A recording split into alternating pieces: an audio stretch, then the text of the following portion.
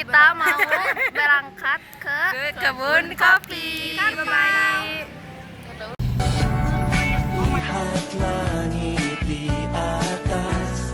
Kita lagi perjalanan menuju tempat tujuan tempat.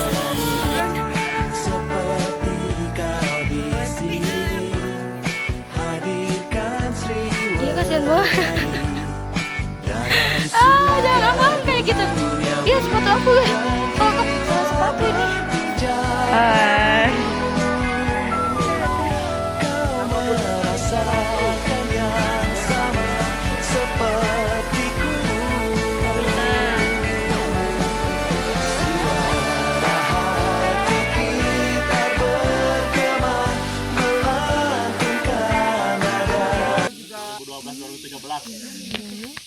Awal penanaman kebun kopi di sini.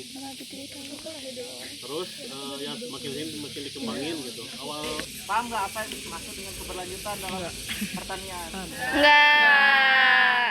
Nah, jadi yang dimaksud sustainability atau keberlanjutan dalam lingkungan pertanian itu, jadi di mana kita memanfaatkan alam.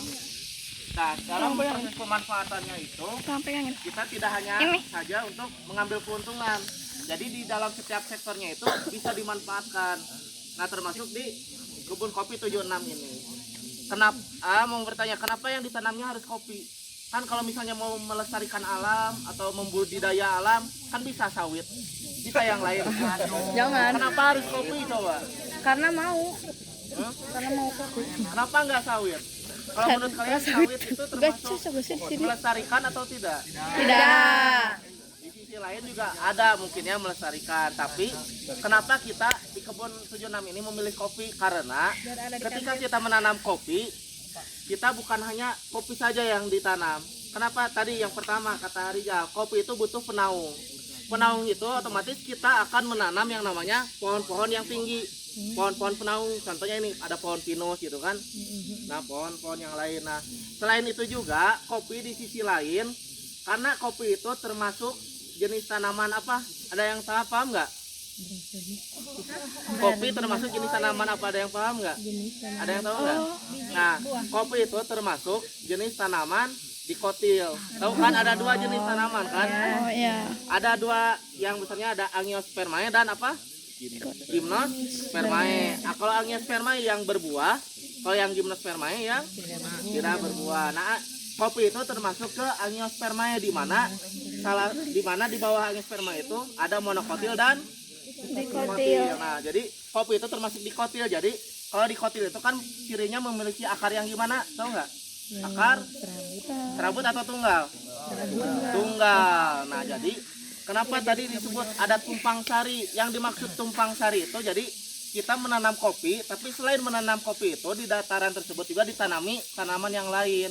Supaya apa? Supaya irigasi atau penyebaran airnya itu merata, tidak hanya melulu ke kopi, karena kopi itu tidak suka terlalu banyak menyerap air, makanya dibutuhkan tumpang sari. Nah, jadi kenapa sih penanaman kopi di 76 ini disebut sustainability atau keberlanjutan? Karena tadi ketika menanam kopi segala ditanam gitu, jadi ekosistemnya juga berjalan. Nah, selain itu juga dari pengolahannya kan ada yang namanya di pulper. Di pulper itu jadi nanti si kulit buahnya itu kita dibuka, digiling sebelum nantinya dijemur. Nah, nanti kan ada menyisakan yang namanya kulit. Nah, kulitnya itu kemana? Nah, kalau konsepnya keberlanjutan, kulitnya juga dimanfaatkan. Nah, kulit kopi itu bisa jadi mungkin minuman yang lain ya, ada olahan kaskara namanya. Nah, kalau misalnya di sini biasanya kita suka jadikan pupuk kompos. Pupuk kompos yang dimana itu juga kembali lagi ke alam. Nah, langsung dijemur, kan nanti di pengolahan di bawah tadi disebut di kedainya atau di roasterinya, kan nanti ketika penyeduhan kopi ada yang namanya ampas. Nah, ampasnya juga itu bermanfaat gitu kan, didaur ulang lagi untuk menjadi pupuk lagi. Nah, jadi itu kenapa tadi disinggung konsepnya itu keberlanjutan atau sustainability, karena kopi 76 ini, kebun kita ini ingin gitu ya dari segala sektor itu bermanfaat, entah itu bagi masyarakat lokal itu ya petani di sini, bagi lingkungan juga gitu kan, melestarikan, menjaga biar tidak urug lah, urug nanti longsor, nah gitu kan. Nah terus bermanfaat juga gitu kan bagi pesantren juga gitu kan sebagai tambahan ekonomi gitu kan. Nah jadi itu yang dimaksud sustainability, jadi bermanfaat bagi hal luas, bukan hanya sekali tanam panen udah, nah, enggak, tapi kopi 76 tuh enggak kayak gitu. Nah jadi itu Kopi lah. Coba lihat. Review. Masa dimakan?